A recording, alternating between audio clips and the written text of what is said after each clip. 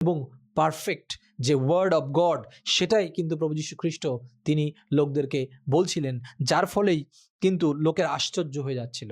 আজকে যখন আপনি আমার কথা শুনবেন, আরেকজনের কথা শুনবেন, তখন আপনার কাছে সেই আশ্চর্য বোধ লাগবে না, কিন্তু যখন আপনি এই বাক্যের কথা শুনবেন আপনি আশ্চর্য হয়ে যাবেন যে কতটা না মহান ঈশ্বর তিনি আমাদেরকে ভালোবেসেছেন এবং তার পুত্র প্রভু যীশুকে আমাদের জন্য দিয়েছেন, তার আদেশকে নির্দেশকে আমাদের জন্য ক্লিয়ার করেছেন, যেন আমরা আমাদের জীবনের চলার পথের যে গাইড, সেই গাইডটা যেন পেতে পারি। আমি বিশ্বাস করি যে এই বাক্যের মধ্য দিয়ে আপনি আশীর্বাদকৃত হয়েছেন।